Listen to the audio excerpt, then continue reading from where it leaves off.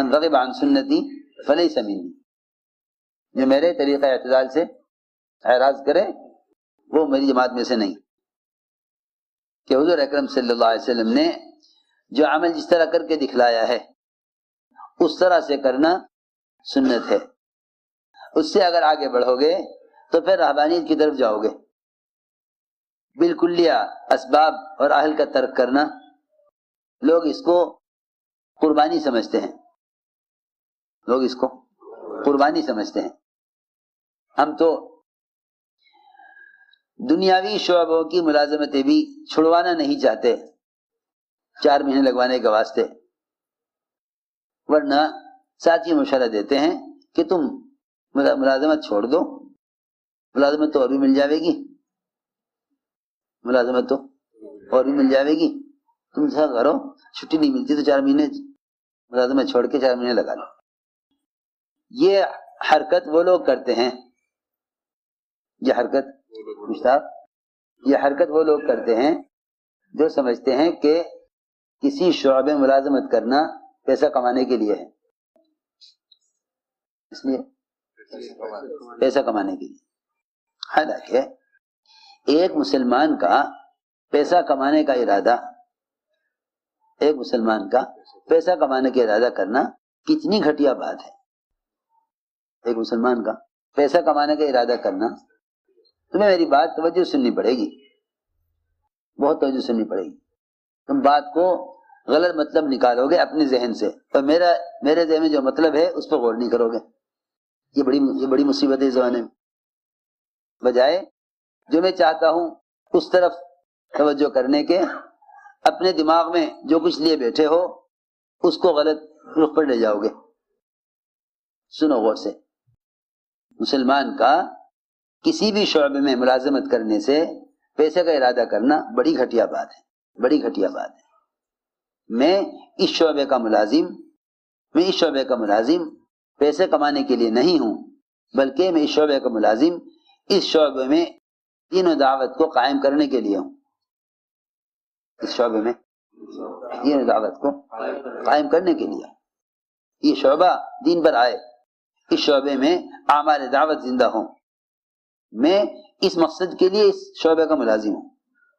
جتنے بھی دنیا میں چھوٹے بڑے ملازمین مختلف کمپنیوں میں، مختلف حکومتوں میں، وزارتوں میں اور دنیا کے مختلف شعبوں میں ملازم ہیں، یوں سمجھتے ہیں یہ تو پیسہ کمانے کے لیے ہے، اب 4 مہینے لگانے ہیں لہذا ملازمت چھوڑوں، جب 4 مہینے لگا کے آؤں گا تو میرے پاس تو بہت بڑی ڈگریاں ہیں، اب بڑی میرے پاس صلاحیت ہے، میں جہاں چاہوں گا مجھے پھر مل جائے گی ملازمت. ملازمت میں کیا بات ہے؟ ملازمت میں کیا بات؟ ایسے لوگ ان شعبے والوں کو دعوت کی طرف لا نہیں سکتے جو ان کے شعبوں کو پیسہ کمانے کی غرض سے ان شعبوں میں لگتے ہوں اور جب چاہیں چھوڑ کے آ جائیں. ایسے لوگ کمپنی والوں کو مطمئن نہیں کر سکتے. اللہ نہ کرے اس بے اصولی سے یہ مزاج نہ بن جاوے کہ بھائی کوئی غیر تبلیغی عادی ملازم رکھیو تاکہ تمہارا کام پورا کرے، تمہارا کام. میں حیران ہو گیا، اتنا افسوس و غم ہوا. سفر میں چل رہا تھا، ایک صاحب کہنے لگے ارے یہاں ہماری فیکٹری ہے، عصر کی نماز کا وقت ہو گیا، یہاں پڑھ لو، اور کوئی جگہ نہیں ہے، بارش ہو رہی تھی. اچھا بھائی یہاں پڑھ لیں گے عصر کی نماز؟ وہاں تو بہت بڑی فیکٹری. میں نے پوچھا بھائی اس میں کتنے ملازم ہیں؟ کہ جی اس میں 400 ملازم ہیں. 400 ملازم؟ تو ہم نے کہا کہ اتنے میں وضو کروں، نماز کی تیاری کروں، اتنے ملازمین کو جوڑ لو. کیا کرو گے؟ بات کریں گے. تو کہنے لگے کیا بات کرو گے، سارے ملازم غیر مسلم ہیں، سارے ملازم غیر مسلم. چلو کیوں؟ ہائے ہائے کیسے افسوس کی بات ہے. کہنے لگا کہ مسلمان ملازم اگر رکھیں تو فیکٹری چلتی نہیں ہے، اور میں تو سپروائزر ہوں، دیکھتا ہوں ان کی فیکٹری کو، اگر مسلمان ملازم رکھیں تو وہ کام پورا نہیں کرتے، کیونکہ وہ درمیان میں نماز کے لیے جاتے ہیں، درمیان میں نماز کے لیے جاتے ہیں۔ بڑا افسوس ہوا مجھے، میں کہا دیکھو اس نے یہ یقین نہ کیا کہ اگر مسلمان ملازم 5 وقت نماز کے لیے جاوے اور کام کے درمیان نماز کے لیے جائے تو اس کی نماز کے عمل سے میرے کام میں کتنی برکت ہوگی۔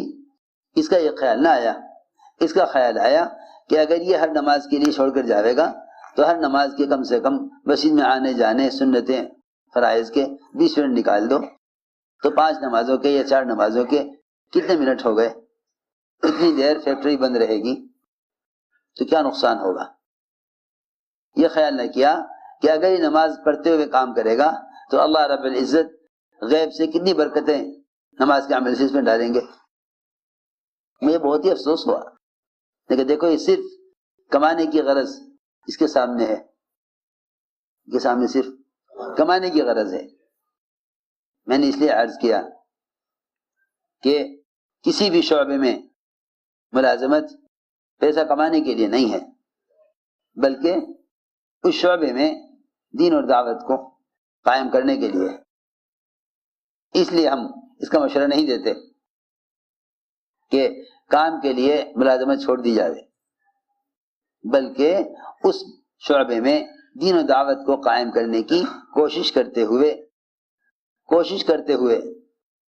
کوئی کسی بھی شعبے میں ہے وہ ہر سال 4 مہینے اللہ کے راستے کی نقل و حرکت کے لیے ہر سال 4 مہینے فارغ کرے۔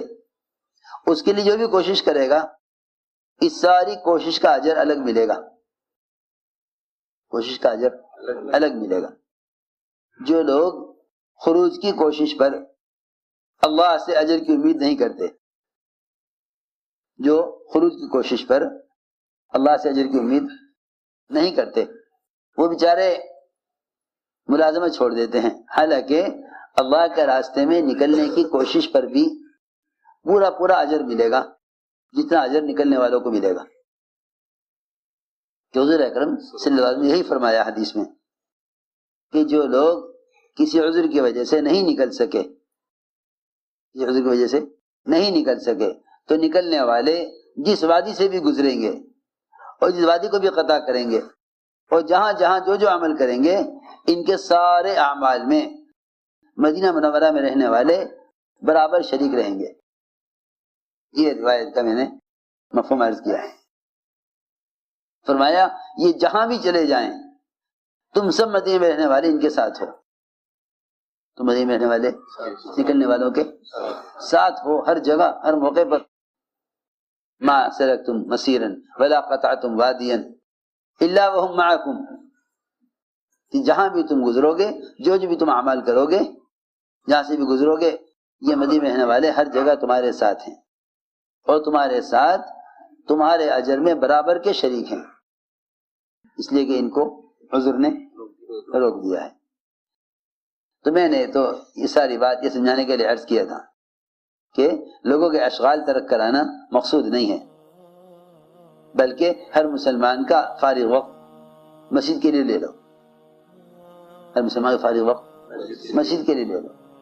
اصل بات یہ تھی کہ ہر مسلمان کا فارغ وقت مسجد کے لیے لے لو۔